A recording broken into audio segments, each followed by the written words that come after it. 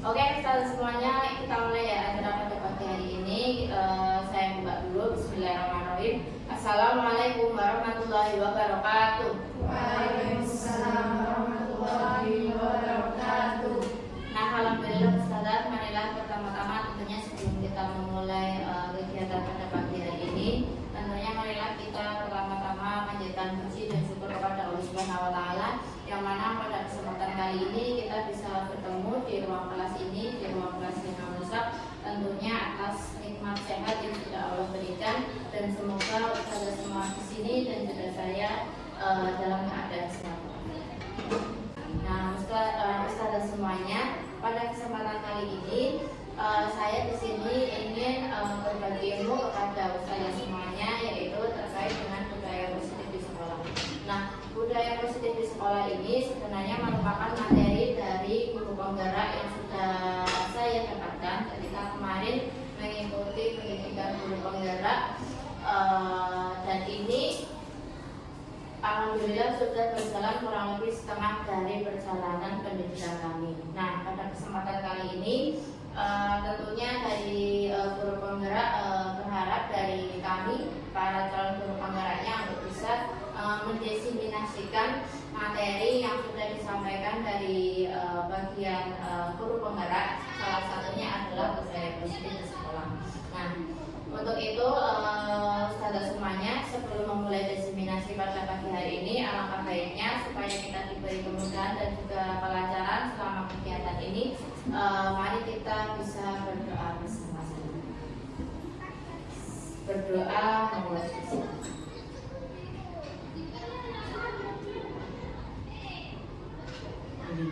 Nah, selanjutnya yaitu kita langsung masuk ke materi saja. Nah, untuk materinya adalah di budaya positif di sekolah. Nah, ini ya. Nah, pada kesempatan kali ini tujuan dari diseminasi yang akan saya laksanakan pada siang pagi menjelang siang hari ini, tujuannya adalah nanti kita dapat menerapkan konsep inti dari modul budaya positif serta pemahaman mengenai konsep-konsep inti dari budaya positif. Nah, apakah itu budaya positif? Sebelum masuk ke materi tersebut, maka kita perlu tahu dulu pendidikan dan tujuan pendidikannya. Pendidikan, ada yang tahu artinya pendidikan apa? Ustazah semuanya? Pembelajaran, terus pengarahan, terus pengajaran. Nah, itu ya. Nah, menurut Ki Hajar Dewantoro, pendidikan itu merupakan pengajaran dan juga seperti pengarahan yang seperti yang sudah disampaikan Ustazah Fitri. Nah, tujuan dari pendidikan tersebut itu adalah menuntun segala kodrat yang ada pada anak-anak kita agar mereka dapat mencapai keselamatan dan kebahagiaan yang setinggi-tingginya, baik sebagai manusia maupun sebagai anggota masyarakat. Nah, oleh sebab itu, kita sebagai pendidik itu, menurut Ki Hajar Dewantoro, itu hanya dapat menuntun tumbuh dan hidupnya kekuatan kodrat yang ada pada anak, agar dapat memperbaiki lakunya, bukan dasarnya hidup dan tumbuhnya kekuatan kodrat anak. Jadi di sini yang dimaksud dengan kodrat anak itu, di sini itu dibagi menjadi dua kodrat anak itu. Jadi yang pertama itu kodrat alam dan yang kedua kodrat zaman. Nah, kodrat alam itu adalah apa yang dibawa anak dari sejak dia lahir. Jadi sejak dia lahir itu misalnya ya bakat, minat, terus kemampuan, karakter, watak itu masuk dalam kodrat alam. Sedangkan kodrat zaman itu adalah yang dimaksud zamannya atau waktunya atau kondisi di mana anak itu masuk dalam usia belajar, seperti itu ya. Jadi kalau misalnya saya contohkan kita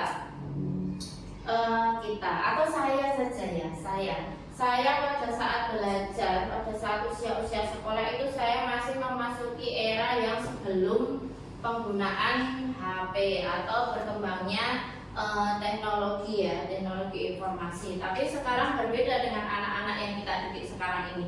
Anak-anak yang kita didik sekarang ini adalah anak-anak yang sudah masuk ke generasi yang memang secara teknologi sudah berkembang pesat. Nah, itu salah satu contoh dari yang disebut kodrat zaman. Nah, di sini disampaikan ke HD bahwa kita itu hanya boleh menuntun. Kita tidak boleh memaksa. Menuntun itu dalam artian kita itu hanya boleh mengarahkan saja, tapi kita tidak boleh mengubah dasar dari apa yang dimiliki siswa tersebut. Contoh misalnya, sebenarnya anak itu punya bakat menggambar seperti itu kan, punya bakat menggambar. Nah, tapi kemudian kita paksakan untuk dia bisa ahli atau menguasai bidang lain, misal contohnya matematika. Nah, itu kita tidak bisa paksakan anak kita pada bidang tersebut. Tugas kita hanyalah menuntun supayanya yang sudah menjadi bakat atau karakter dari lahir itu bisa berkembang dan bisa menjadi maksimal tumbuh di anak. Nah, bagaimana kalau misalnya anak itu melenceng? Nah, itu juga menjadi tugas kita untuk meluruskan apa yang menjadi lakunya ketika selama proses pendidikan. Seperti itu. Nah, bagaimana supayanya anak-anak kita itu bisa mendapatkan pengajaran dan juga ilmu yang sesuai dengan kodratnya, dan juga bisa kita sebagai pendidik bisa meluruskan lakunya sesuai dengan arahan-arahan dalam pendidikan. Nah, salah satunya adalah kita bisa menerapkan budaya positif. Budaya positif ya. Nah, nanti akan kita bahas. Nah, sekarang ini dulu. Sebelum kita sampai ke situ, sekarang ini dulu. Kira-kira yang panjenengan lihat saat ini adalah gambar apa? Pak Tani. Pak Tani sedang apa? Menanam ya. Nah, di sini kita, saudara semuanya, kita itu sebenarnya juga diibaratkan seperti petani gitu ya. Hubungannya dengan anak tadi ya, kodrat alam dan kodrat zaman. Petani itu pekerjaannya adalah menanam benih, benar kan? Menanam benih, benih jagung kah, benih padi kah, benih kacang kah, atau benih-benih yang lain seperti itu ya. Nah, petani yang baik itu pasti mengerti cara menanam benih tanamannya. Menanam benih jagung, menanam benih padi, menanam benih kedelai, itu pasti caranya berbeda-beda, ya kan? Caranya merawat pun juga berbeda-beda. Cara merawat benih jagung dengan cara merawat benih padi itu berbeda. Cara menanamnya berbeda, cara merawatnya berbeda. Nah, begitu juga dengan kita sebagai pendidik. Kita yang diibaratkan petani, kita memiliki banyak siswa atau banyak murid dengan banyak karakter. Oleh karena itu, ketika kita menghadapi anak satu dengan anak yang lainnya, haruslah kita memang melakukan berbeda perlakuannya terhadap anak satu dengan anak yang lainnya. Nah, bisa jadi kita mendidik anak satu dengan anak yang satunya berbeda. Sama dengan petani tersebut. Ketika menanam padi, tentunya dia juga berbeda dengan ketika menanam kedelai. Terus kemudian kalau misalnya petani itu menyamakan caranya menanam dan merawat antara padi dan kedelai, apakah itu nanti akan bisa tumbuh dan berbuah dengan maksimal? Nah, tidak. Maka dari itu kita pun juga seperti itu ke anak-anak. Harus kita mempunyai cara-cara yang berbeda untuk menangani anak satu dengan anak lainnya. Karena yaitu tadi, padi mungkin tumbuhnya 3 bulan, jagung mungkin tumbuhnya 4 bulan. Anak satu mungkin bisa lebih cepat, tapi anak satunya mungkin agak lebih lama. Nah, seperti itu. Maka dari itu kita seharusnya sebagai pendidik harus bisa mencontoh atau melihat figur dari filosofi petani seperti itu ya. Nah, kemudian salah satu tanggung jawab kita sebagai seorang guru adalah bagaimana menciptakan lingkungan yang positif, yang terdiri dari warga sekolah yang saling mendukung, saling belajar, saling bekerja sama, sehingga tercipta kebiasaan-kebiasaan baik. Nah, dari kebiasaan-kebiasaan baik yang akan tumbuh menjadi karakter baik, gitu ya. Baik bagi warga sekolah, dan pada akhirnya karakter dari kebiasaan-kebiasaan baik tersebut pastinya nanti akan membentuk sebuah budaya. Budaya itu kan berarti dari mulai mencoba menanamkan sesuatu, kemudian rutin melaksanakan, kemudian menjadi kebiasaan, setelah menjadi kebiasaan berarti kemudian menjadi budaya seperti itu ya. Nah, itu menjadi budaya yang positif. Nah, budaya positif kita akan langsung mulai masuk ya. Nah, ini dia. Budaya positif itu merupakan nilai dan kebiasaan yang ada di sekolah yang menciptakan suatu kondisi yang aman dan juga nyaman, yang memberikan kesempatan murid untuk bebas dalam berproses belajar, membuat kesalahan, kemudian belajar lagi, sehingga mampu menerima dan menyerap suatu pembelajaran serta membentuk karakter murid sesuai dengan profil belajar Pancasila. Nah, terkait dengan budaya positif tadi ya, nilai dan kebiasaan ya. Nah, sekarang Ustazah semuanya, saya ingin menanyakan di Ustazah, nilai positif apa yang kiranya sudah kita laksanakan di sekolah kita? Kemandirian, tanggung jawab, kemudian kejujuran, kedisiplinan, kita sudah laksanakan di sekolah ini ya. Terus kemudian kebiasaan positif yang sudah kita laksanakan di sekolah ini apa saja Ustazah? Pembiasaan sholat duha, iya, terima kasih Ustazah Darul. Terus kemudian ketertiban, kemudian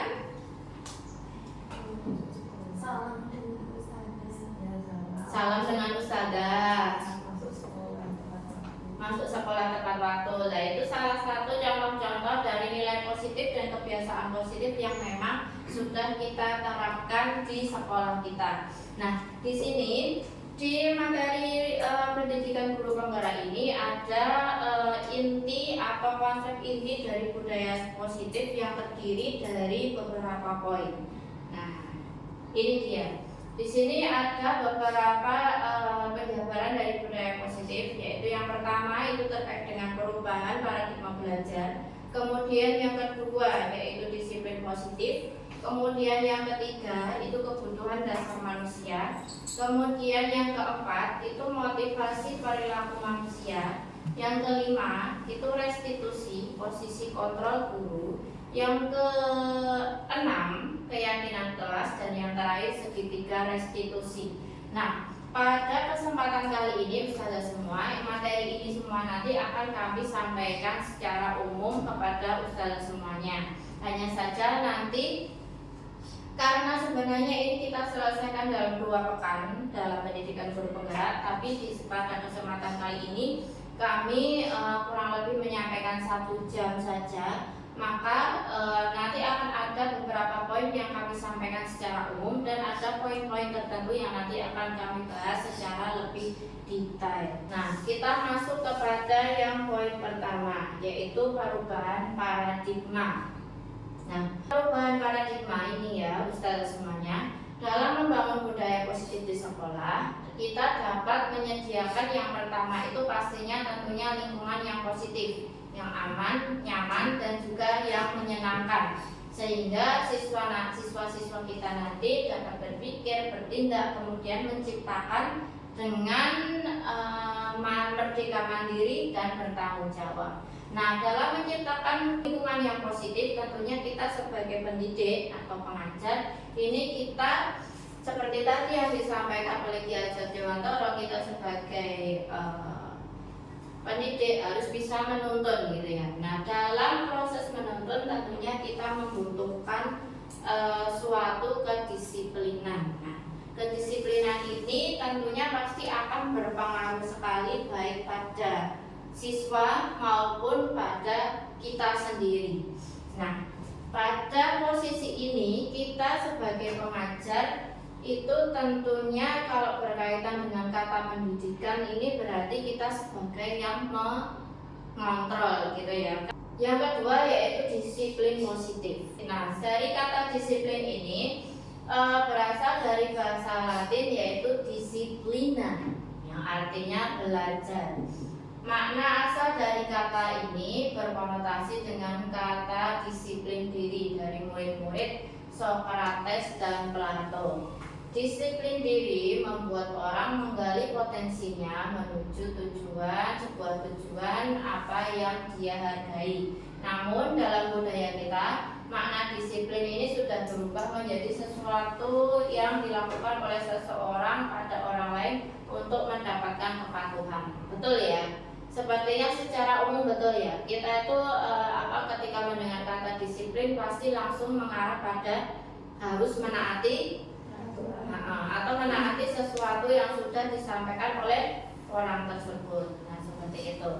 Nah, kecenderungan umumnya adalah menghubungkan kata disiplin dengan ketidaknyamanan. Apakah benar? Biasanya yang tidak mau mengikuti aturan pasti akan merasa tidak nyaman. Nah, bukan dengan apa yang kita hargai atau pencapaian suatu tujuan mulia. Jadi tujuan disiplin positif ini adalah untuk menanamkan motivasi kepada murid-murid kita untuk menjadikan mereka sesuai dengan yang mereka inginkan, dan tentunya mereka bisa menghargai diri mereka sendiri sesuai dengan nilai-nilai yang mereka percaya. Jadi ketika murid-murid kita memiliki motivasi tersebut, mereka telah memiliki motivasi intrinsik yang berdampak panjang.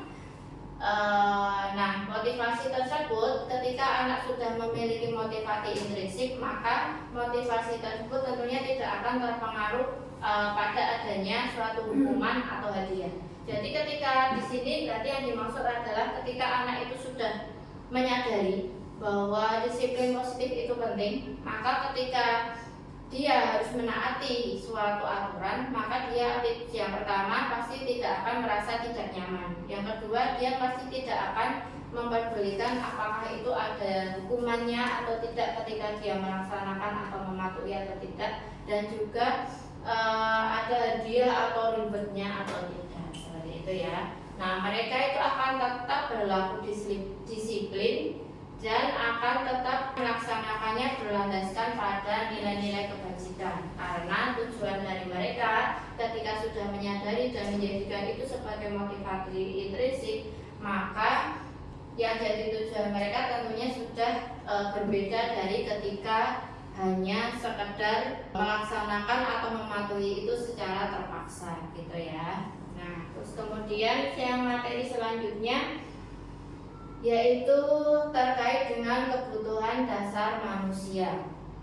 Nah, di sini ustazah semuanya, untuk kebutuhan dasar manusia tentunya di sini adalah ranahnya siswa ya. Kita membicarakan tentang siswa, itu adalah yang pertama kebutuhan untuk bertahan hidup, yang kedua cinta dan kasih sayang, yang ketiga kebebasan atau freedom, yang keempat kesenangan, dan yang kelima kekuasaan atau power. Nah, penjelasan dari kebutuhan dasar manusia itu tadi, yang pertama yaitu bertahan hidup. Kebutuhan bertahan hidup atau survival itu adalah kebutuhan yang bersifat fisiologis. Nah, fisiologis untuk bertahan hidup, misalnya ya kesehatan, ya rumah, dan juga makanan. Kebutuhan biologis sebagai bagian dari proses reproduksi, termasuk kebutuhan untuk tetap bertahan hidup juga. Komponen psikologis pada kebutuhan ini meliputi kebutuhan akan perasaan aman, seperti itu ya. Nah, terus kemudian yang kedua yaitu terkait dengan cinta dan kasih sayang. Kebutuhan ini dan dari tiga kebutuhan berikutnya adalah kebutuhan psikologis. Kebutuhan untuk disayangi dan diterima meliputi kebutuhan akan hubungan, gitu ya. Berarti diterima dalam sebuah hubungan.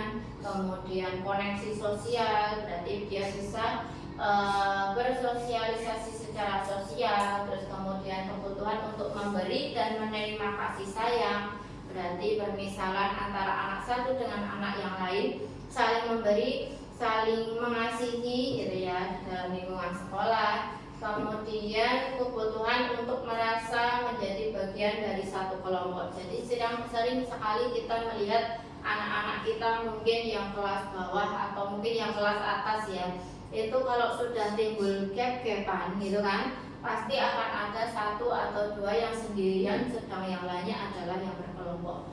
Nah, yang satu anak ini termasuk bagian dari yang sebenarnya membutuhkan kebutuhan cinta dan kasih sayang, seperti itu ya. Jadi kebutuhan ini meliputi keinginan untuk tetap terhubung dengan orang lain. Jadi sebenarnya secara naluriah memang kita itu sebagai makhluk sosial, yang tidak bisa berdiri sendiri, yang tidak bisa hidup sendiri dan harus tetap membutuhkan bantuan orang lain. Ya, berarti terhubung dengan orang lain itu kalau kita objekkan siswa, berarti ya dia butuh teman, butuh keluarga, binatang peliharaan dan juga kelompok di mana dia bergabung, seperti itu. Kemudian poin berikutnya yaitu kebebasan. Kebutuhan untuk bebas adalah kebutuhan akan kemandirian. Jadi kalau kita mendengar kata bebas berarti kan langsung ada kultur berikutnya yaitu mandiri, kemudian punya otonomi, punya kesempatan untuk memiliki pilihan dan dia mampu mengendalikan arah hidup seseorang. Nah, pada kasusnya anak-anak atau siswa, anak-anak dengan kebutuhan kebebasan yang tinggi itu pasti menginginkan pilihan. Ya. Contoh misalnya seperti yang terjadi di sekolah kita ini ya, ketika kelas 4 dan kelas 5 mengadakan Quranic Camp. Nah, kelas 6 kan pasti juga setelah melihat seperti itu kan pasti juga akan timbul rasa ingin. Maka mereka ingin berkesempatan untuk memiliki rasa kebebasan gitu ya, kebebasan untuk memilih dan menyampaikan pendapatnya.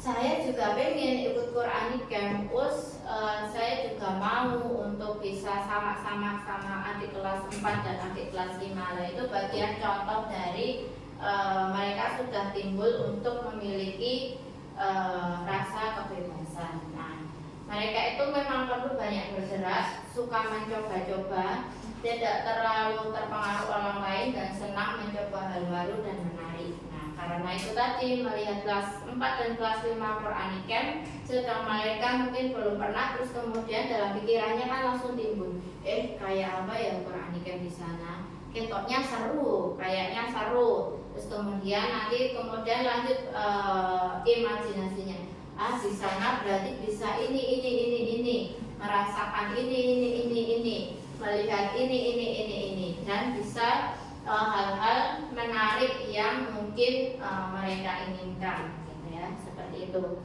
Kemudian yang selanjutnya yaitu kesenangan, kebutuhan dasar manusia yang selanjutnya yaitu kesenangan. Nah, kebutuhan akan kesenangan ini adalah kebutuhan untuk mencari kesenangan. Berarti hal yang menyenangkan itu bisa bermain dan juga tertawa. Nah, anak-anak dengan kebutuhan dasar kesenangan yang tinggi biasanya ingin menikmati apa yang mereka ingin lakukan. Mereka bisa berkonsentrasi tinggi saat mengerjakan hal yang disenangi.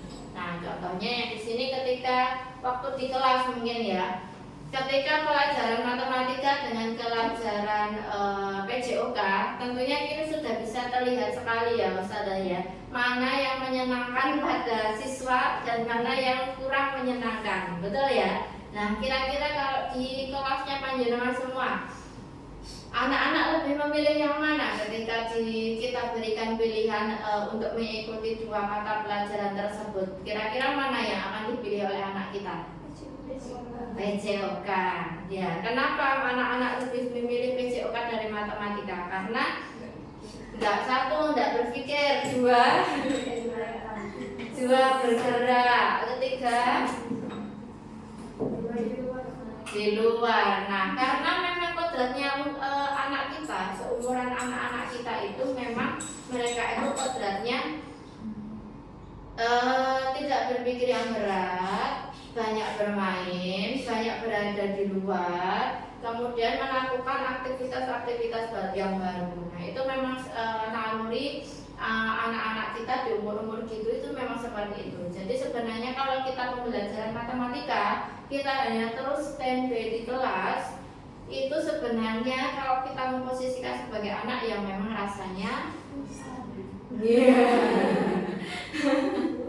nah, itu maka akan menjadi kunci atau PR kita bagaimana matematika itu rasa PJOK, betul kan ya? Nah, itu kapan-kapan nanti kita bahas ya bagaimana supayanya pembelajaran yang sekiranya berat dan membosankan itu bisa menjadi ringan dan menyenangkan. Nah, kemudian kembali lagi ke sini. Jadi kesenangan itu nanti beragam ya di anak-anak itu. Ada yang mungkin suka bermain, atau mungkin mengoleksi barang, atau suka gojekan dengan teman-temannya, suka melucu, atau memang juga yang menggemaskan seperti itu ya. Bahkan ketika anak-anak itu pada naluri-nalurinya, umur-umurnya itu memang sekalipun mereka melakukan kesalahan atau sesuatu yang keliru, pasti mereka masih terlihat lucu gitu ya, masih terlihat lucu. Nah kemudian selanjutnya ini terkait dengan poin yang terakhir dari kebutuhan dasar manusia, yaitu terkait dengan poinnya adalah kekuasaan atau power. Nah, kebutuhan ini berhubungan dengan kekuatan untuk mencapai sesuatu, menjadi kompeten, menjadi terampil, diakui atas prestasinya, terus punya keterampilan sendiri, didengarkan, dan memiliki rasa harga diri. Ya. Nah, kebutuhan ini meliputi keinginan untuk dianggap berharga. Gitu. Bisa membuat perbedaan, bisa membuat pencapaian, kompeten, diakui, dihormati. Ini meliputi self esteem dan keinginan untuk meninggalkan pengaruh.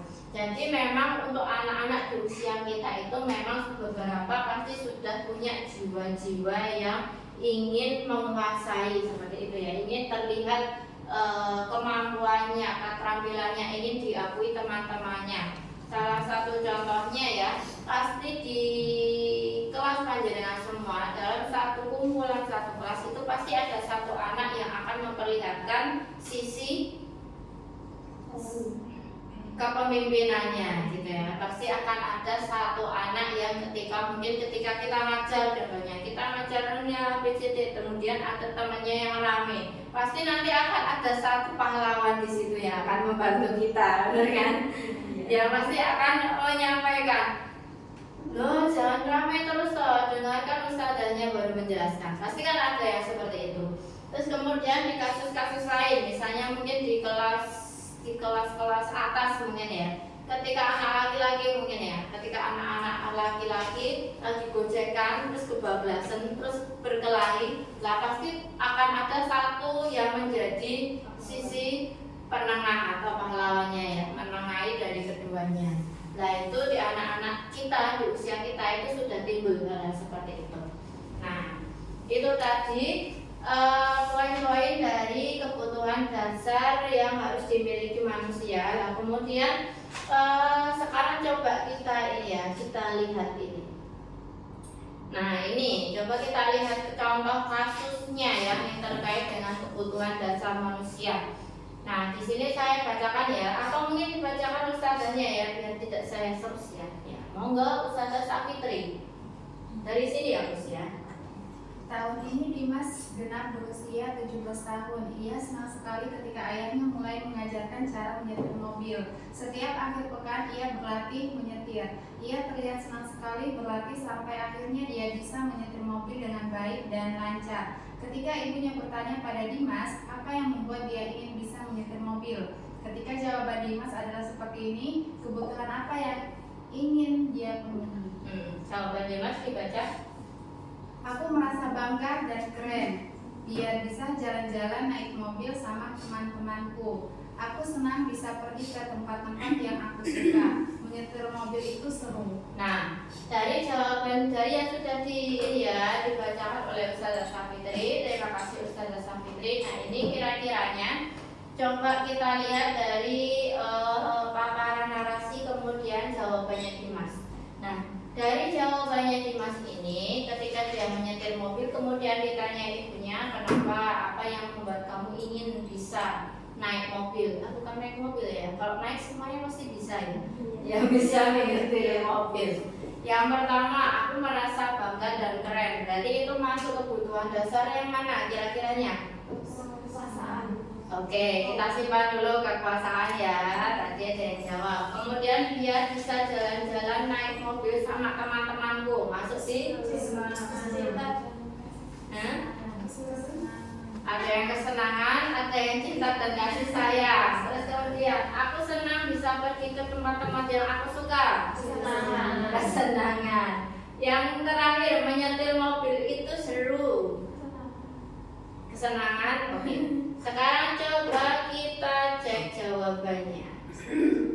Nah, ini dia. Aku merasa bangga dan keren. Benar. Ini penguasaan atau power gitu ya. Terus biar bisa jalan-jalan naik mobil sama teman-temanku, berarti kasih sayang dan rasa diterima. Terus kemudian aku senang bisa pergi ke tempat-tempat yang aku suka, kebebasan. Berarti kan kayak tadi ya, aku pengen beronoi, aku pengen kesanai. Berarti dia ingin mendapatkan kebebasannya dalam memilih. Terus menyetir mobil itu seru lah, senang gitu ya. Ya amanya drive lah, atau apa gitu kan. Nah seperti itu. Itu tadi terkait dengan perilaku kebutuhan dasar manusia. Nah, kemudian kita lanjutkan pada poin berikutnya yang masih masuk dalam budaya positif, yaitu motivasi perilaku manusia. Nah, motivasi perilaku manusia ini kalau dilihat dari judul subheadline-nya, yaitu apa yang menjadi motivasi, ya kan, motivasi dari setiap sikap atau perilaku yang dilakukan manusia.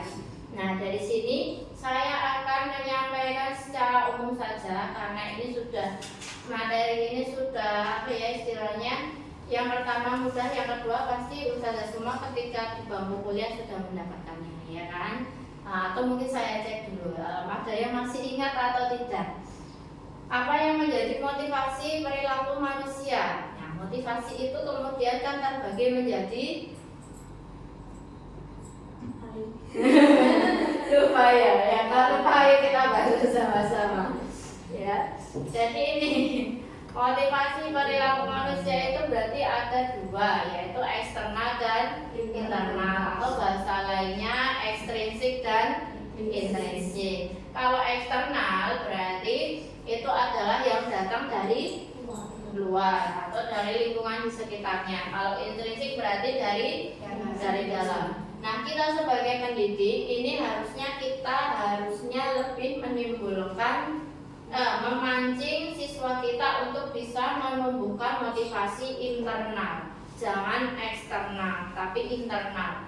Nah, motivasi eksternal ini sebenarnya ada sisi positif dan juga ada sisi negatifnya. Nah, di sini sisi positifnya mungkin untuk beberapa anak, contoh permisalan ya, ketika kita memberikan hukuman dan hadiah. Apakah hukuman dan hadiah itu sebenarnya bagus atau tidak menurut panjenengan? Pasti ada bagus ya, tapi pasti tidak ada yang tidak bagus juga. Nah, hukuman ini sebenarnya juga tidak bagus kalau kita berikan ke anak-anak kita, karena kembali lagi anak di usia anak-anak kita itu berbeda dengan cara pikirnya dengan kita. Mungkin kita berpikir bahwa ketika anak diberi hukuman maka dia akan menyadari kesalahannya. Apakah itu tentu? Tidak, belum tentu. Bisa jadi ketika kita hukum dia akan timbul rasa-rasa negatif lain. Contohnya, satu, misal ya dalam pembelajarannya Ustazah Arini misalnya ya, yang di kelas 6 mungkin karena sudah besar-besar ya. Ustazah Arini mengajar, terus kemudian ada yang tidak mengerjakan tugas atau bukan tidak mengerjakan tugas. Ada yang ketika sudah dijelaskan tapi malah rame dewe gojek sendiri. Kemudian ketika pengerjaan tugas itu dia tidak bisa. Terus kemudian Ustazah Arini menghukum gitu ya, sebagai bentuk konsekuensinya dia karena dia tidak memperhatikan. Maka dari situ harapannya Ustazah Arini misal ya, ini ketika sudah dihukum anak itu akan menyadari kesalahannya dan akan menjadi pintar, misalnya kayak gitu ya, akan menjadi pintar karena baru menyadari kesalahan, baca terus mudeng gitu ya. Lah padahal apakah itu bisa berlaku pada semua anak? Tidak, karena kadang ada anak yang ketika dihukum itu malah perasaannya tidak seperti yang kita harapkan. Contohnya, satu, ketika tadi diminta usaha ini dihukum, kemudian satu efeknya bisa jadi anaknya usaha ini malah marah. Yang kedua anyel. Yang ketiga malu. Yang keempat bisa jadi dia malah berputus asa. Jadi minder. Jadi ketika dia marah sama Ustazah Arini, berarti otomatis dia tidak suka sama Ustazah Arini, betul kan? Ustazah Arini menang. Lambok ndang pelajaran yang Ustaz Khalid kan gitu kan, pasti akan ada rasa-rasa seperti itu. Atau ketika waktu pelajaran Ustazah Arini 1 menit berasa 1 jam, 1 jam berasa 1 hari, kayak gitu kan. Jadi kan itu timbul rasa tidak nyaman. Nah begitu juga dengan ini. Begitu juga ketika kita mengancam anak kita, atau mungkin sebenarnya kita tuh sudah ya sebenarnya kita sebagai guru kan punya nyatanya positif semua, hanya kan kita itu langkahnya tepat atau tidak tepat gitu. Nah untuk kebalikannya misalnya Ustazah Arini memberikan ribet gitu ya, memberikan ribet kepada anaknya yang sudah mengerjakan tugas lebih dahulu. Nah itu apakah juga bagus? Bagus. Apa sisi bagusnya? Nah itu, tapi begini, ketika kita memberikan reward itu memang efek yang langsung instan bisa kita dapatkan adalah anak itu menjadi lebih bersemangat. Tapi kemudian dari kita memberikan reward itu ada impact yang lainnya, maka dia bisa timbul rasa ketergantungan kepada kita. Misal seperti ini, Ustazah Ika kan dia, biar nggak Ustazah Arini terus. Misalnya di kelasnya Ustazah Ika diberikan penugasan, kemudian dikasih reward bagi yang terbaik gitu, maka dia akan ketika mengerjakan sesuatu itu berarti niatnya dia tidak untuk mendapatkan atau mencari ilmu atau menyelesaikan tugasnya karena memang itu menjadi tanggung jawabnya, tapi hanya karena mengharapkan hadiah. Itu yang ketika kita tidak memberikan hadiah atau reward, maka bisa jadi anak tersebut ketika kita berikan penugasan yang sama, maka dia akan satu nggak mau, bisa jadi seperti itu. Yang kedua mungkin akan lebih malas-malasan gitu ya. Lah sih orang kayak dia sok banget yang kayak ini ya. Nah seperti itu. Nah pada akhirnya bisa jadi kalau misalnya seperti itu terus malas-malasan, Ustazah Ika merasa anak pusing kayak lo.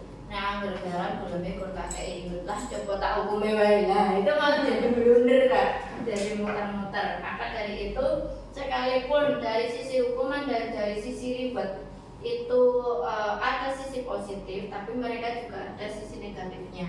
Nah alangkah baiknya kita sebagai pendidik bisa memaksimalkan untuk bagian yang memotivasi secara internalnya, jadi menjadikan mereka itu sadar diri akan apa jadi tanggung jawabnya sebagai pelajar gitu ya. Jadi ketika motivasi intrinsik itu sudah bertumbuh di dalam anak-anak kita, maka kita tidak memerlukan hukuman dan juga memerlukan ribet untuk membuat anak itu termotivasi untuk belajar. Maka anak itu akan langsung menyadari ini jamnya aku harus belajar, berarti aku harus ini seperti itu. Gitu ya. Nah itu terkait dengan motivasi. Kemudian yang selanjutnya yaitu restitusi atau posisi kontrol guru. Nah ini yang kalau untuk saya selama pendidikan guru penggerak, ini adalah materi yang paling menarik bagi saya sebagai seorang guru ya. Nah itu paling yang menarik karena ini yang sebenarnya sering banyak kita tidak sadari seperti itu. Nah, langsung saja untuk materinya. Nah, apa itu restitusi? Nah, masih berhubungan dengan tadi ya. Masih berhubungan dengan hukuman ribet gitu ya. Itulah ini restitusi. Restitusi itu adalah proses untuk menciptakan kondisi bagi murid untuk memperbaiki kesalahan mereka sehingga mereka bisa kembali lagi pada kelompok mereka dengan karakter yang lebih kuat. Restitusi juga merupakan proses kolaboratif ya, yang mengajarkan murid untuk mencari solusi untuk masalah mereka dan membantu murid untuk berpikir tentang orang seperti apa yang mereka ingin menjadi gitu ya, dan bagaimana mereka harus memperlakukan orang lain. Jadi ketika anak-anak kita itu mendapatkan suatu masalah, maka tindakan kita seharusnya tidak menghukum. Jadi seharusnya tindakan kita adalah melakukan restitusi atau mencari solusi ya, menciptakan suatu keadaan yang bisa memantik siswa untuk menyadari kesalahannya, kemudian mencari solusi dari dirinya sendiri. Kita hanya mengarahkan seperti itu. Nah, ciri-ciri dari restitusi itu sendiri yaitu ini. Yang pertama, restitusi itu bukan untuk menebus kesalahan, tapi untuk belajar dari kesalahan. Jadi anak itu ketika kita konseling atau ngobrol dengan anak itu tidak menganggap apa yang dilakukan itu adalah sebuah kesalahan gitu ya. Dia menganggap itu sebuah kesalahan, tapi setelahnya itu dia itu bisa mengambil hikmahnya, bukan hanya sekedar wah aku gak salah kayak siwis gitu ya. Tapi setelah itu dia tuh bisa punya impact. Berarti besok lagi saya nggak boleh kayak gini, karena kalau kayak gini itu saya akan jadi seperti ini, dan saya menyadari bahwa kalau seperti ini itu saya rugi atau saya dirugikan dengan sikap saya seperti ini gitu. Kemudian yang kedua, restitusi itu memperbaiki hubungan. Yang ketiga, restitusi itu adalah tawaran, bukan paksaan. Kalau hukuman itu termasuk paksaan atau tawaran? Paksaan ya, karena yang menciptakan hukuman siapa? Kita, pendidik ya, bukan anaknya. Kan nggak mungkin kan anak, ya sudah ustazah saya hukum saya sendiri, nggak mungkin ya. Nah itu, jadi tawaran. Restitusi menuntun untuk melihat ke dalam diri. Yang kelima, restitusi mencari kebutuhan dasar yang mendasari tindakan. Yang keenam, restitusi diri adalah cara yang paling baik. Kemudian yang nomor 7, restitusi fokus pada karakter bukan tindakan. Kemudian yang ke-8, restitusi fokus pada solusi. Jadi sebagai pendidik kita nanti tidak akan mengungkit-ungkit atau menggarisbawahi atau meng-highlight kesalahannya, tapi kita lebih fokus setelah kamu melakukan kesalahan ini, ayo kita cari solusinya. Kamu harus ngapain, seperti itu.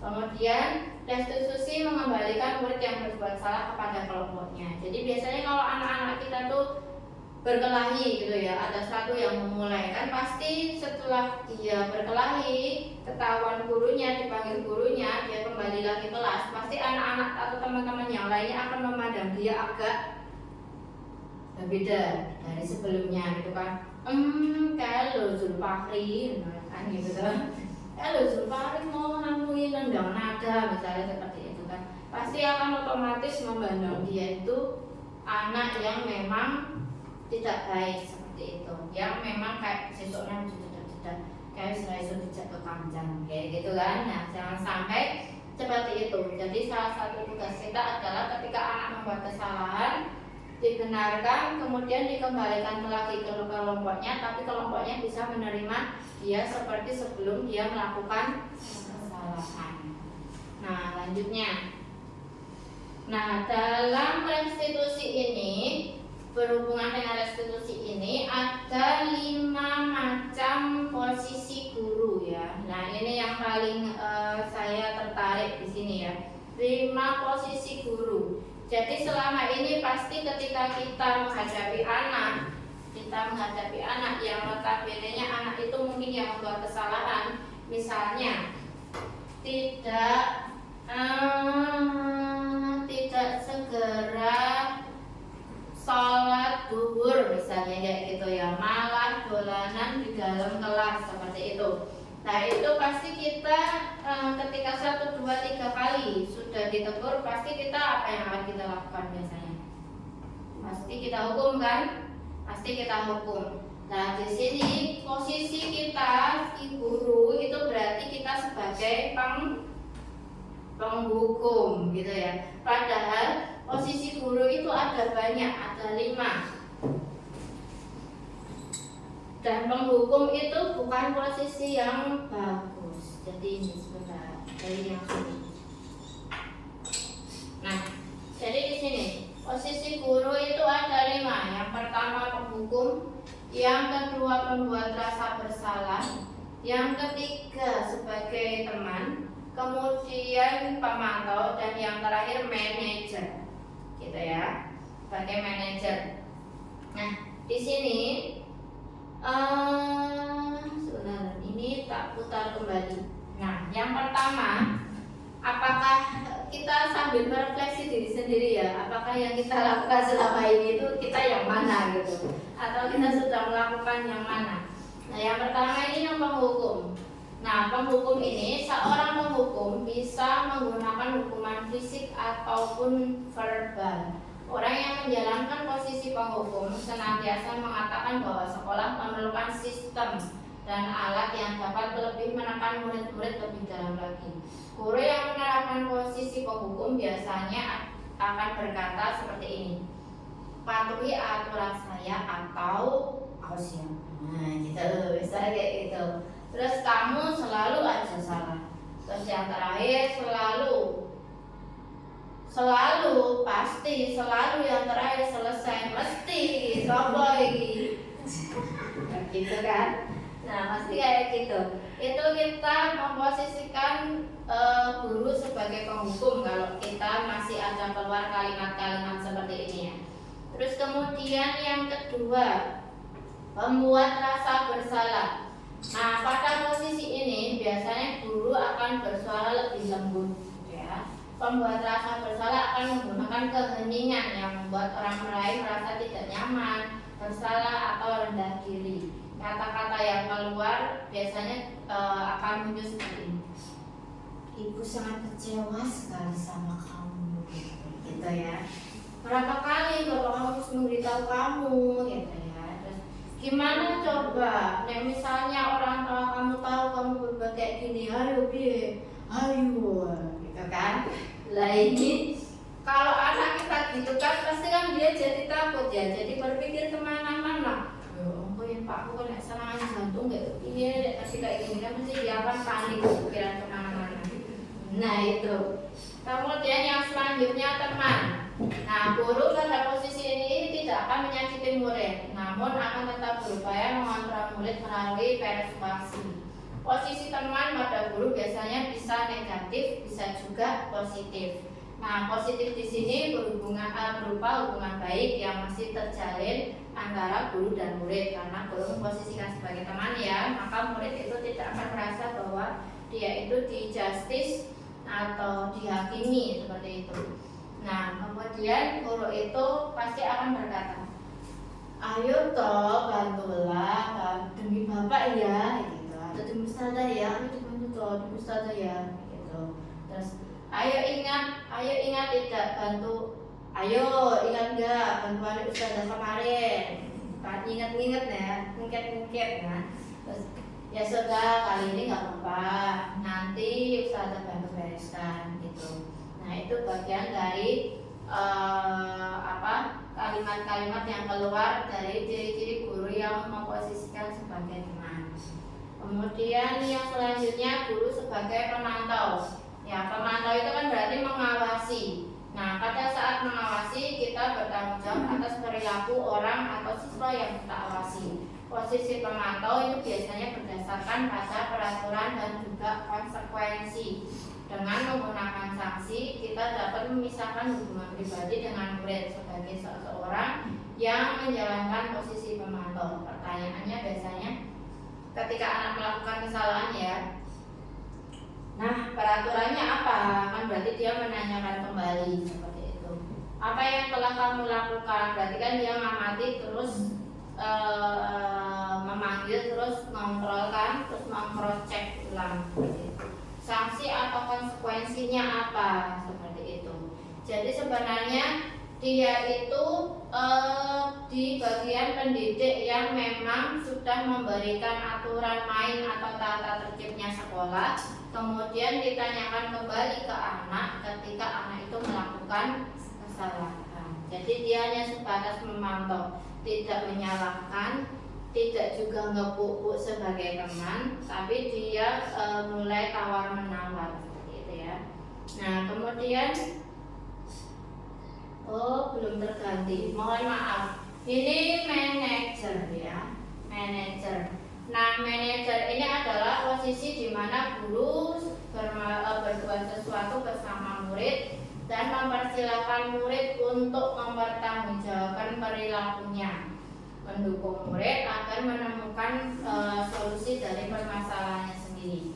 Nah, di posisi guru sebagai manajer itu murid diajak untuk menganalisis, gitu ya, menganalisis kebutuhannya maupun kebutuhan orang lain.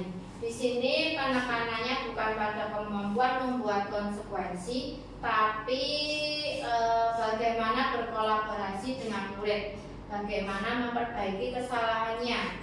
Kemudian seorang manajer itu biasanya berkata, apa yang kita yakini, gitu ya, apa yang kita yakini itu apa yang menjadi kesepakatan kelas kita, seperti itu ya.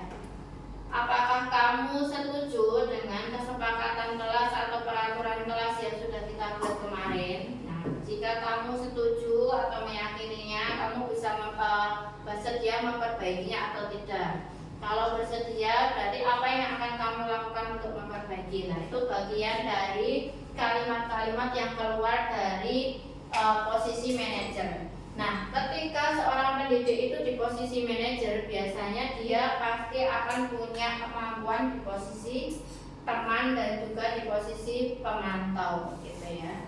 Karena di posisi manajer ini dia sudah tidak marah-marah, sudah tidak memojokkan anak, seperti itu.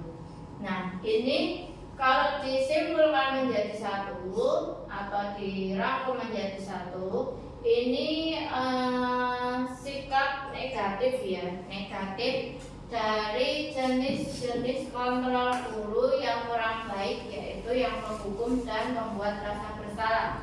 Sedangkan yang baik itu masih masuk adalah yang teman dan juga pemantau. Sedang yang manajer itu yang sebenarnya seharusnya panjenengan semua lakukan sebagai pendidik, seperti itu. Jadi ketika guru itu sebagai penghukum itu mungkin bisa jadi nyindir ketika di dalam kelas ya, atau mungkin langsung melakukan kontak fisik. Nah, kemudian yang membuat rasa bersalah itu biasanya mereka akan berceramah, membawa cerita terus akhirnya memojokkan siswa, merasa sedih dan lain sebagainya. Nah, kalau untuk teman berarti dia akan membuatkan alasan-alasan untuk muridnya. Besar Allah, sesuatu aja ya leslah gitu. Ini karena ini kok sebenarnya nggak apa-apa kok, nggak wajib.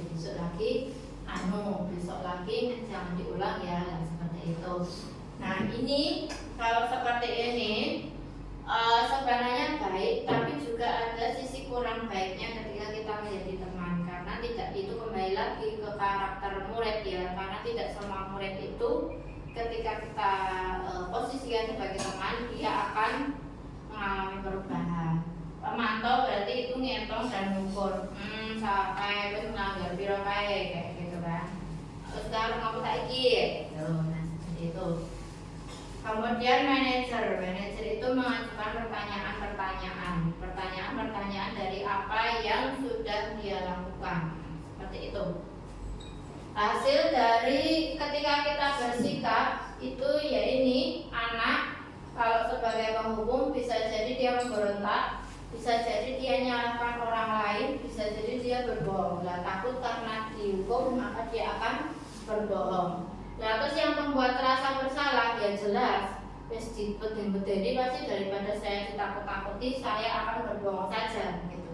Kalau sebagai teman itu pasti dia akan ketergantungan. Kenapa? Enggak apa-apa sama Ustazah Meta, pasti nanti dimaklumi. Pasti nanti kalau saya disalahin kepala sekolah saya masih dilindungi oleh Ustazah Meta. Nah, seperti itu. Maka jadi timbul ketergantungan. Nah, terus yang ini menyesuaikan diri bila diawasi. Nah, kalau cuma ketahuan Ustazah Meta maka dia tidak akan melakukan kesalahan. Kalau tidak diawasi Ustazah Meta berarti dia bisa jadi seperti itu. Nah, kalau yang ini manajer maka maka yang terjadi adalah dapat menguatkan pribadi siswa, karena siswa sudah diperlihatkan salahmu, diperlihatkan apa yang sudah menjadi aturan, kemudian diajak mencari solusinya, seperti itu ya. Nah, kemudian selanjutnya Ustazah semuanya, saya akan mencoba mengajak semua Ustazah untuk kita berlatih seperti itu ya. Apakah dari materi yang saya sampaikan di 3/4 ini sudah bisa dipahami Ustazah semuanya? Coba ini. Nah, ini latihannya. Kira-kira yang pertama, saya kecewa sekali dengan kamu. Itu masuk yang mana? Merasa bersalah. Kemudian kamu tidak pernah benar melakukannya. Hukum. Ayo lakukan demi ibu bapak. Kemudian apakah kamu mau mendapatkan stiker bintang hari ini ya? Sama dia sering seperti ini. Ini kayaknya ada ya. Nah, ini apa? Apakah kamu mau mendapatkan stiker bintang hari ini? Itu ikut mana? Pemantau. Oke, nanti kita cek. Bagaimana kamu bisa menyelesaikan masalah ini? Manajer. Kamu selalu yang paling terakhir. Oke, coba kita cek jawabannya. Iya, ini. Membuat merasa orang bersalah. Kamu tidak pernah benar melakukannya, itu penghukum. Ayo lakukan demi bapak ibu teman. Apakah kamu mau mendapatkan stiker pemantau? Bagaimana kamu bisa menyelesaikan masalah ini? Manajer, kamu selalu yang terakhir. Berarti penghukum.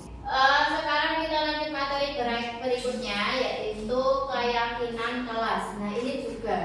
Jadi 3 materi terakhir ini sebenarnya materi yang sebenarnya cukup apa ya namanya, memberi warna baru kalau Ustazah nanti simak dengan baik. Jadi yang ini keyakinan kelas ini yang coba saya pengen tahu dulu, dari kalimat keyakinan kelas menurut panjenengan semua ini nanti tentang apa?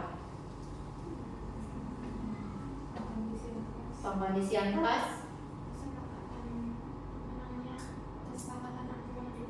kesepakatan aturan di kelas. Ada lagi? Ada lagi Usmeta? Iya, oke, baik ya. Nah, keyakinan kelas ini adalah ini. Keyakinan ini merupakan nilai-nilai kebajikan yang disepakati bersama antar guru dengan murid. Jadi benar ya, kurang lebihnya apa yang disampaikan Ustazah Septi kemudian ditindaklanjuti di Ustazah Safitri seperti itu. Jadi kalau di sini berhubungan dengan keyakinan kelas itu kan kita sebenarnya sudah punya seperti apa peraturan gitu ya.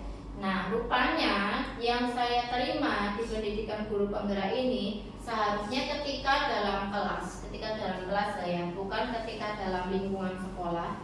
Kalau lingkungan sekolah kan memang itu adalah peraturan yang memang sudah kita buat antara kepala dan juga guru dan juga warga-warga lain yang berada di lingkungan sekolah. Tapi ketika di dalam kelas itu tidak menggunakan kata peraturan, tapi menggunakan kata keyakinan kelas. Kenapa tidak menggunakan kata peraturan?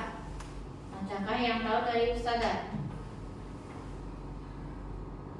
Kenapa peraturan itu dianggap kurang baik sehingga diganti dengan keyakinan kelas? Ya, peraturan identik kalau melanggar mendapat hukuman. Terus ada lagi mungkin? Nah, jadi begini, kalau peraturan itu biasanya yang membuat guru. Kita tidak pernah ikut melibatkan siswa dalam membuat aturan ya, kecuali kalau untuk hal-hal yang seperti kontrak belajar gitu ya. Nah, itu. Nah, peraturan kelas di sini adalah peraturan dibuat oleh guru. Sedangkan keyakinan kelas itu dibuat murid bersama dengan guru. Jadi itu kesepakatan antara murid juga dengan guru. murid yang membuat aturan, guru yang kemudian mengarahkan, kemudian yang terakhir murid bersama guru menyepakati bersama. Jadi harapannya di sini, ketika nanti murid melanggar keyakinan, maka murid akan menyadari bahwa dia yang menentukan ini, maka dia seharusnya lebih punya tanggung jawab ketika dia melakukan kesalahan seperti itu ya. Nah ini keyakinan kelas berbeda dengan peraturan kelas. Keyakinan kelas menggunakan kalimat yang positif. Jadi kalimat yang positif di sini adalah misal contoh, tidak boleh tidur di kelas selama pembelajaran. Itu termasuk kalimat positif atau negatif? Negatif. Positifnya berarti seharusnya apa? Tidak boleh tidur selama pembelajaran, atau tidak boleh tidur selama ustazah menjelaskan materi. Berarti kalimat positifnya seharusnya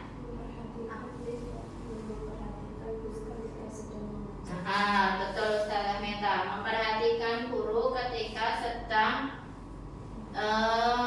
mengajar atau fokus pada pembelajaran. Dan kemudian ini tidak boleh masuk ke kelas terlambat seperti itu. Itu berarti bahasa kalimat positifnya masuk tepat waktu. Nah, dibuat seperti itu. Jadi sudah menghilangkan kata-kata atau kalimat yang negatif, tidak menggunakan tidak, jangan, awas dan lain sebagainya. Terus keyakinan kelas dibuat, disepakati dan dijalankan bersama-sama seperti itu. Kemudian materi yang terakhir yaitu segitiga restitusi.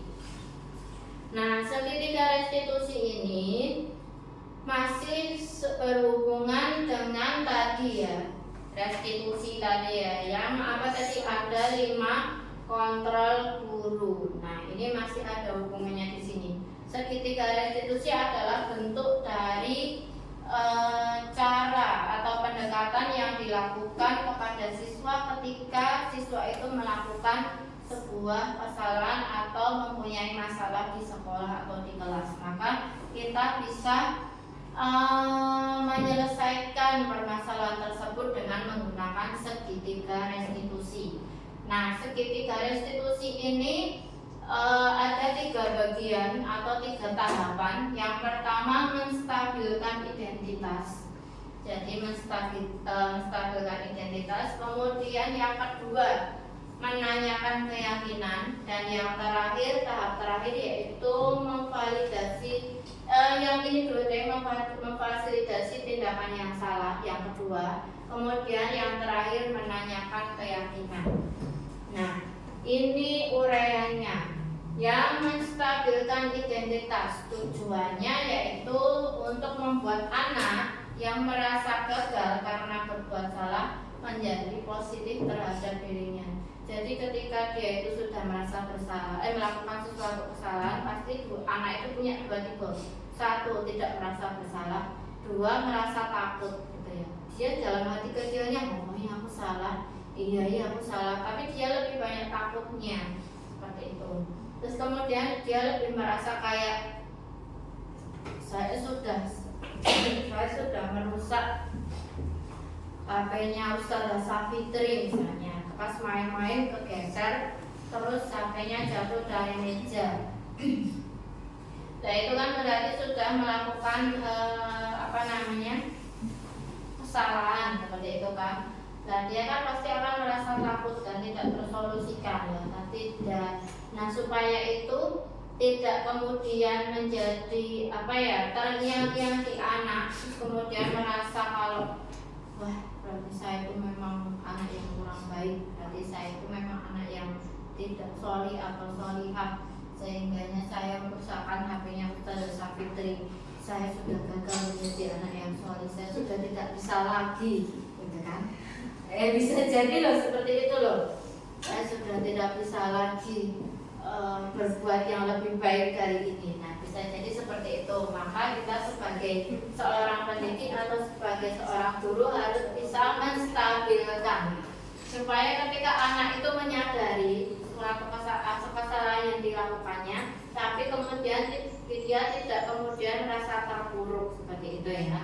Nah, itu menstabilkan identitas.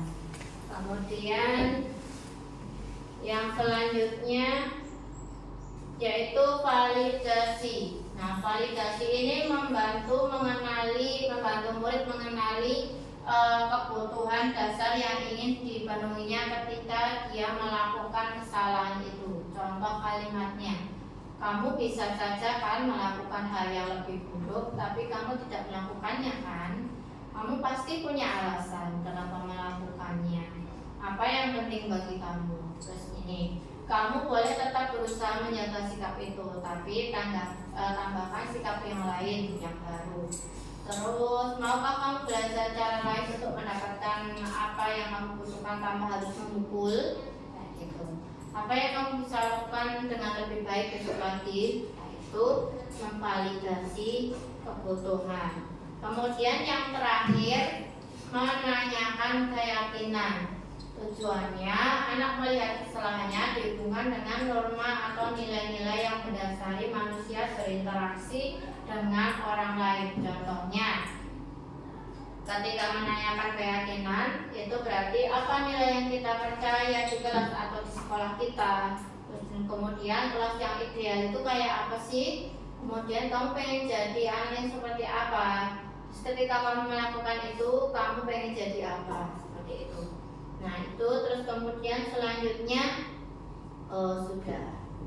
Nah, ini tadi terkait dengan segitiga restitusi. Jadi dibagi menjadi 3 bagian. Yang intinya adalah ketika kita melakukan ketika siswa kita melakukan kesalahan, yang pertama bahasa sederhananya adalah tanyakan dulu dia itu apakah benar melakukan kesalahan tersebut. Kemudian istilahnya kalau di bahasa Jawa itu dipupuk gitu ya, dipupuk supaya dia itu tidak merasa terpuruk atau merasa sudah melakukan hal yang sangat fatal sehingga dia sudah tidak punya kesempatan untuk memperbaiki diri. Nah, ini posisi menstabilkan identitas. Kemudian validasi tindakan yang salah ini setelah kita pupuk, kita mempertanyakan kepada anak kita, iya toh, benar toh, kamu melakukan ini toh, nggak alasanmu apa melakukan ini itu, seperti itu. Terus kita kasihkan pelurusan bahwa apa yang dia lakukan ini adalah salah. Tapi ya alhamdulillah kamu tidak lebih parah dari yang kamu lakukan saat ini. Seperti itu. Nah, di posisi ini anak itu seharusnya sudah menyadari bahwa yang dilakukan dia itu adalah salah. Dan di sini juga kita harus memposisikan atau memberikan sikap bahwa anak tersebut setelah diberitahu bahwa dia salah, anak tersebut mempunyai keinginan untuk memperbaiki. Nah, di sini kita memulai memancing anak untuk memperbaiki kesalahannya, untuk mempertanggungjawabkan kesalahannya. Nah, sekarang kamu sudah tahu kesalahanmu itu seperti ini. Nah, menurutmu ini sesuai tidak dengan keyakinan kelas yang sudah kita sepakati kemarin?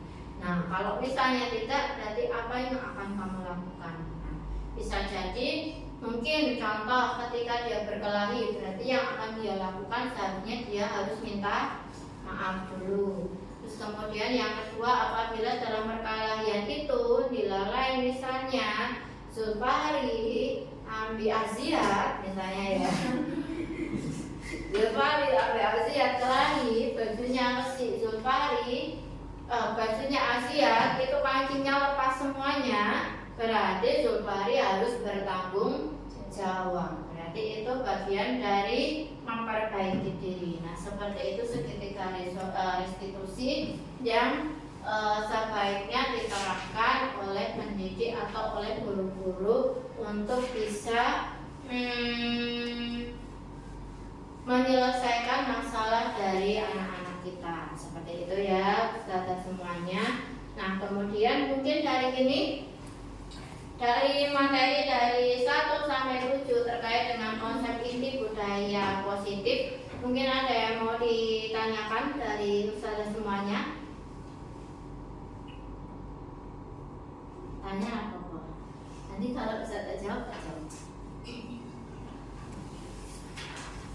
Nah, adakah kemudian yang mau ditanyakan terkait dengan materi yang sudah saya paparkan Ustazah semuanya?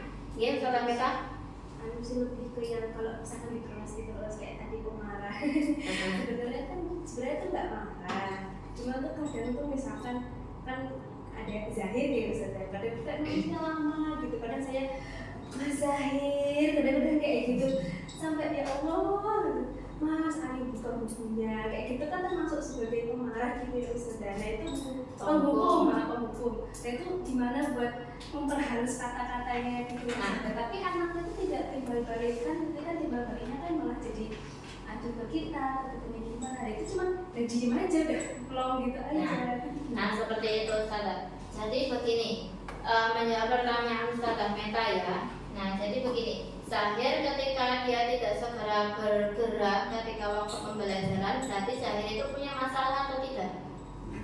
Punya ya. Masalah kan tidak terus-menerus tentang interaksi antara murid satu dengan yang lain. Masalah dia dengan diri sendiri itu juga merupakan bagian dari masalahnya, masalah internalnya sendiri. Maka dari itu, kalau seperti itu baiknya Ustazah Meta, kalau menurut saya nih Ustazah, itu Ustazah panggil pribadi. Ustazah Meta panggil pribadi, kemudian selesaikan dengan segitiga restitusi itu tadi. Ditanyai Mas Zahir, setiap pembelajaran Mas Zahir selalu seperti ini gitu. Kira-kira seperti ini tuh kenapa Mas Zahir gitu. Ditanyai, terus kemudian setelahnya ditanyai, nah kira-kira kalau kamu seperti ini, apakah ini itu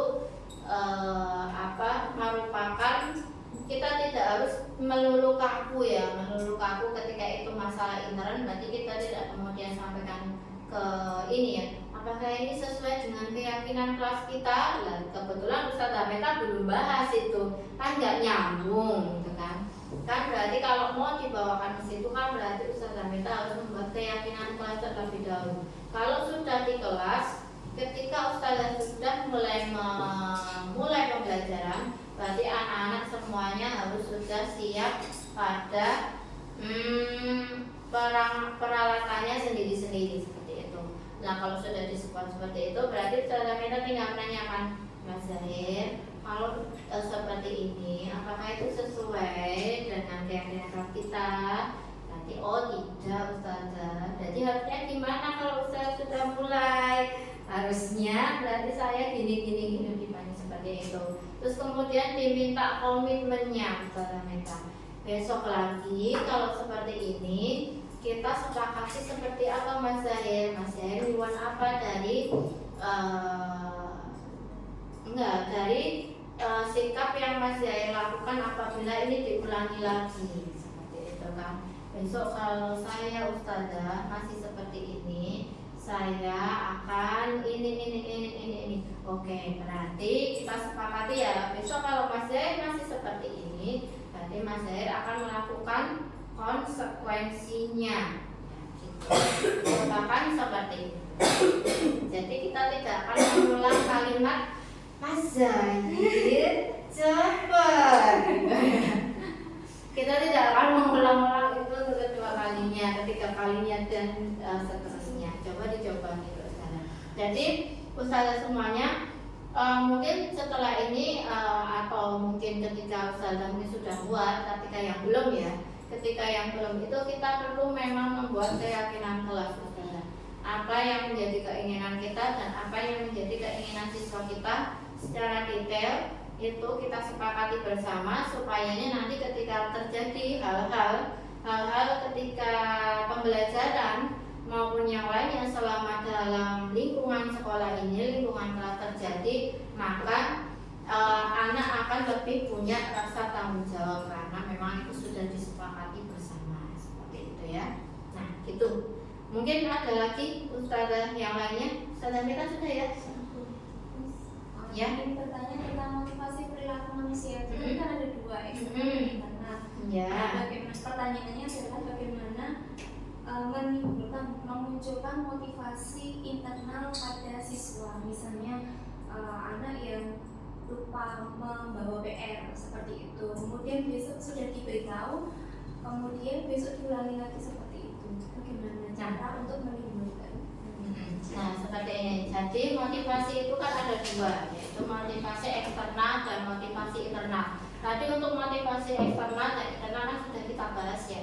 Kemudian kalau eksternal itu ya mudah lah, Ustazah, tinggal dihukum atau diribet gitu kan, eksternal. Nah, kemudian motivasi internalnya siswa. Padahal internal itu artinya apa? Timbul dari diri sendiri. Kalau misalnya kita memberikan nasihat kepada anak itu termasuk motivasi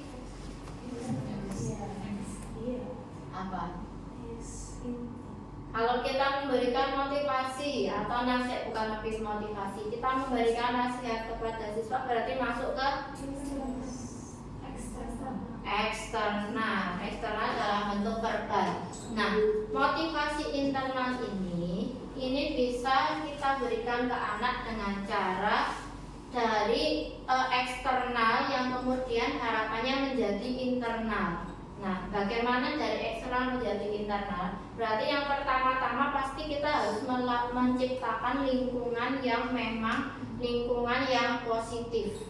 Coba kalau kita lihat dalam satu kelas ya, dalam satu kelas atau dalam satu forum ini saja, misal Ustazah Safitri, Ustazah Arini, Ustazah Fitri, Ustazah Makfira, Ustazah Ika, semuanya kecuali Ustazah Meta misalnya ya, semua tekun rajin mengerjakan tugasnya. Ustazah Meta tidak sendiri, maka otomatis dari situ pasti kan pasti seharusnya dalam hati yang kecil dari Ustazah Meta itu pasti ada rasa, loh, aku kurang ajar dewi ya, gitu kan? Kok aku nggak ngerjakan sendiri ya? Loh, kok teman-temanku pada ngerjakan sendiri ya? Nah, kemudian saya sebagai pendidik pasti juga akan masuk ke dalam Ustazah Meta. Ustazah Meta, kenapa ini tidak mengerjakan? Gitu kan? Kenapa ini? Seharusnya kan kamu sebagai siswa seharusnya mengerjakan, karena ini bagian dari tanggung jawabmu dalam belajar. Nah, nanti ketika kita belajar, kamu jadi pintar, selanjutnya akan seperti ini. Nah, ini bagian dari menciptakan motivasi internalnya siswa. Nah, itu Ustazah. Jadi memang kalau internal itu kita tidak bisa memaksakan atau menciptakan dia untuk langsung timbul gitu ya. Yang ada adalah dia harus dipengaruhi eksternal untuk bisa ke internal. Seperti itu. Jadi lebih banyak memberikan motivasi eksternal supaya internalnya dia itu tumbuh. Gitu Ustazah Arini. Kurang lebihnya seperti itu mungkin yang bisa saya jawab gitu ya. Ada lagi mungkin Ustazah? Tidak ya? Oke. Tidak ada ini Ustazah. Oke, baik. Ustazah semuanya. Saya tahu. Baik Ustazah semuanya, ini tadi materi terkait dengan budaya positif, yaitu ada 7 poin konsep inti dari budaya positif. Yang pertama tadi perubahan paradigma manusia pendidikan. Terus kemudian yang kedua apa tadi Ustazah? Disiplin positif. Kemudian yang ketiga kebutuhan dasar manusia. Kebutuhan dasar manusia tadi ada berapa saja? Ada 5. Yang pertama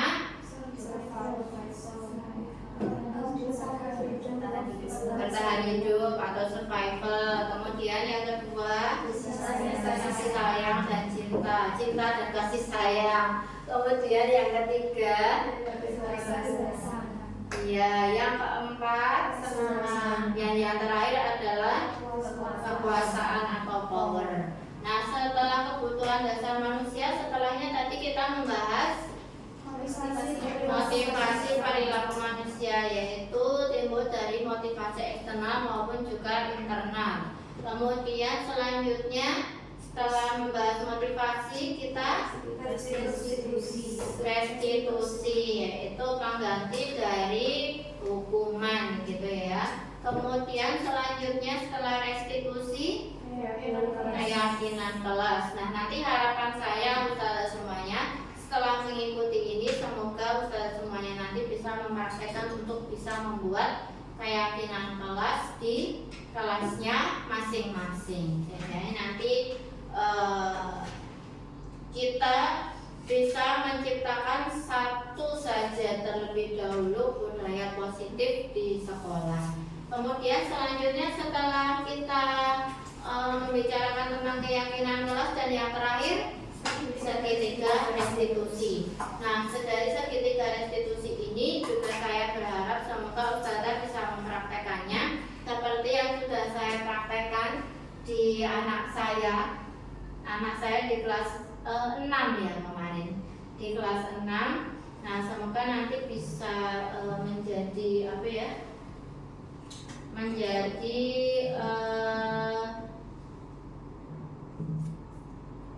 sesuatu hal yang baru yang bisa ustazah praktekkan di kelasnya.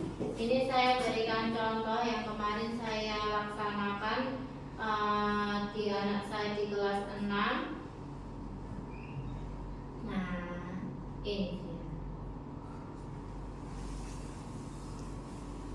Oh, nggak ada suaranya ya.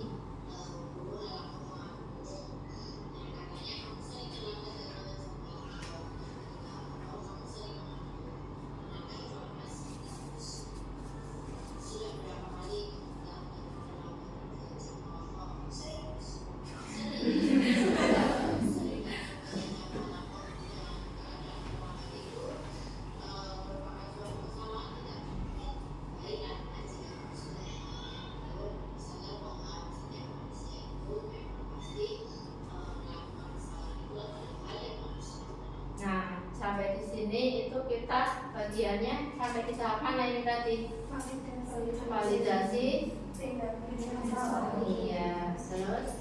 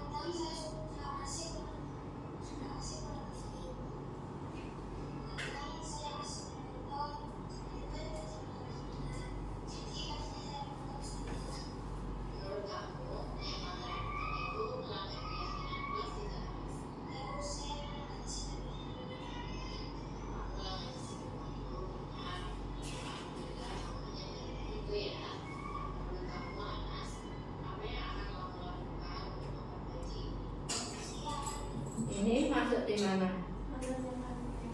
Mengenai keyakinan ya.